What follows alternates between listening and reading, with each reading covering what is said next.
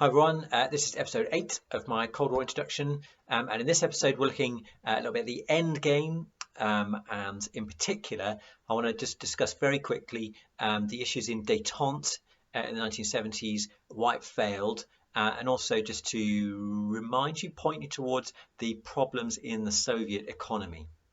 So it's just a quick run through some of the stuff that we've been looking at in class.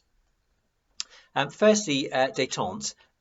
The reason that Detente is useful, I think, is to have an idea really about what had happened before the 1980s. It sort of sets the context for that, but also to think about what hadn't been solved in Detente, so that you can pinpoint why things were important when they were solved in the 1980s. So very quickly, a kind of outline of Detente.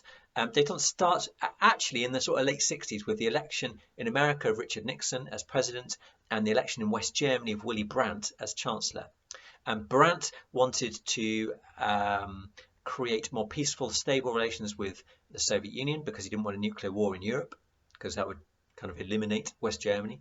And he does that very successfully, actually, through the 70s, did various things that should demonstrate to the Soviets, often without that much cost to West Germany, that they're not aggressive and they're not out to take over East Germany and they're not out to undermine communism.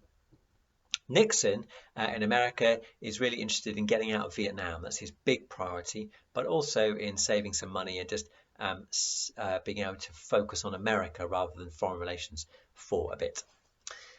The big things then that happen during all the successes of Detente are firstly the SALT treaties, two SALT treaties in 1972 and then 1979. The 79 one isn't so successful. The SALT treaties are strategic arms limitation treaties, and they try and fix Soviet and American nuclear arsenals to be roughly equal. Now, this was a clever thing because the arms race is a big part of the Cold War. The escalation of equipment and technology meant that both sides felt they had to catch up and compete. It cost an awful lot of money, and it made the world a more dangerous place. But the SALT treaties do not solve that. They do not reduce the nuclear arsenals. They just limit the amount of money and investment that the Soviets and the Americans are going to put in. Crucially, they in particular do not outlaw new technology, and so the arms race is not even paused. Actually, the arms race is limited in one sense, but actually new technology continues to be invested in throughout the 70s. So is this an achievement? Yes, it's the first time that they've talked about limiting nuclear arsenals, and that's a great thing.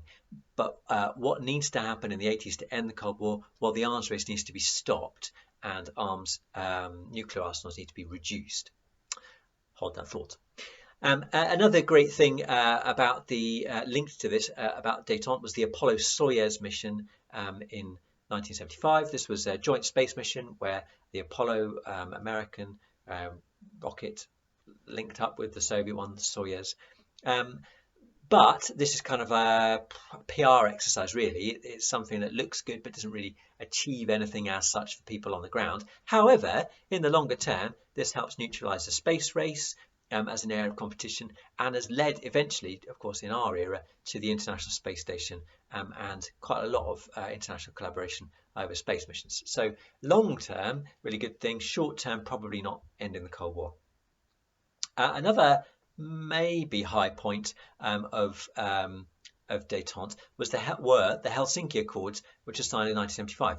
Now this has three strands to it. The Helsinki Accords agree the borders of Europe, which was important to the Soviets to have those agreed. They hadn't been officially signed off on at the end of the Second World War.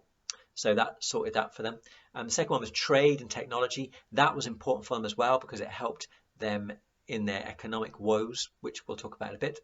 And then the third strand were human rights. Now the Soviets signed these because they want the other two and because they think, well, no one's going to be able to check whether we're obeying these human rights stipulations later on. However, they get published, they get made widely available probably through Western propaganda actually, and in particular in Eastern Europe, this becomes something that is protested about and campaigned for on behalf of it, and it undermines the legitimacy of the communist regimes there, because they're able to say, look, you know that you should be giving these human rights to us, and you're not, and it's kind of like a running sore, I would say. Now, this, I would say, is the start of the campaign by people in Eastern Europe against communism. It's not really the start of it. They've done that before, but this is the start of the end game thing that people often see 1989 as being this kind of outpouring of revolutionary fervour, but I would say that it starts here in 1975, and many of the people that are involved get involved from that from those early days. So you can see that kind of people power element of undermining the Cold War and of campaign embedded there in that in those accords. Now, the other, so we have a couple of things that, so arms race, ideology, is ideology really seen here? A bit. Human rights. Leadership is something that is perhaps a sign of the Cold War, why Detente doesn't really work through leadership. Now, on both sides, so on the American side, Nixon is a very dynamic leader in the early 70s, but then gets caught up in the Watergate scandal and has to pass over control to Gerald Ford, and then Jimmy Carter gets elected in 1977. Now, neither Ford nor Carter have the same dynamism, political skill that Nixon probably had. And Detente, neither do they have the same clarity of aim. Nixon wanted to get out of Vietnam. They get out of Vietnam in 1973. By 1975, that's kind of gone all wrong anyway. But by the mid-70s, it's a distant, well, not distant, but it's a memory. In the second half of the 70s, the goals and aims of America start to shift, and actually more towards human rights. But these and the leadership that's there mean that there is less ability to follow things through. Likewise, in the Soviet Union, in the early 70s, Brezhnev is leader, but as the 70s go on, Brezhnev obviously gets older and older and older, and actually in the Soviet Union there is a massive problem with their leadership aging and becoming less capable and just less well. This is called the gerontocracy, the rule by old men, and that persists really all the way up to Gorbachev in 85. When Gorbachev comes in, one of the things he brings in 85 is just some youthful dynamism, youthful, in brackets. He's about 20 or 30 years younger than many of the leaders that have been there before him. He himself is middle-aged, but he's not an old man. So leadership is one reason that Detente doesn't work, and I think then that reflects then into Reagan and Gorbachev in the 80s, and shows that leadership is something that can end the Cold War and is an important part of that. And then finally, one of the things that causes the Cold War is aggression, and aggression in terms of taking over countries. And this is, again, a problem that persists during Detente, most famously with the Soviet invasion of Afghanistan in 1979. Certainly that's a massive issue, and it really does signal the end of Detente. But all the way through the 70s, both the Soviets and the Americans are engaging in other countries, particularly in what was called the Third World. The First and Second Worlds being the ones aligned with America or the Soviet Union. The Third World is kind of like the neutral world, if you like. Ethiopia and Angola and Mozambique are good examples of places that the Soviets were getting involved in, trying to influence them towards a more socialist communist route.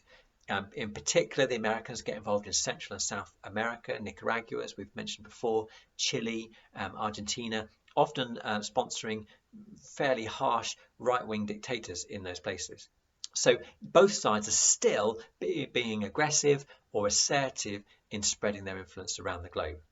And until that ends, of course, by one side at least, I would say the Cold War can't end. And you see that happening in the 80s with the Soviet Union. And then partly, and finally, That is because the Soviet economy through the 70s and 80s is in decline. Now there's no debate about that. Look for evidence of that and have things that you can say, yes, look at this, this, and this that shows it. They were over reliant on oil and gas, and the oil and gas prices tumbled. Their industry was grinding to a halt. Their technology was less good, much less good than America and the West. They were spending far too much money on defense and weapons. They needed to end the arms race in order to try and stabilize their economy. So in lots and lots of ways, they were losing the Cold War monetarily, economically.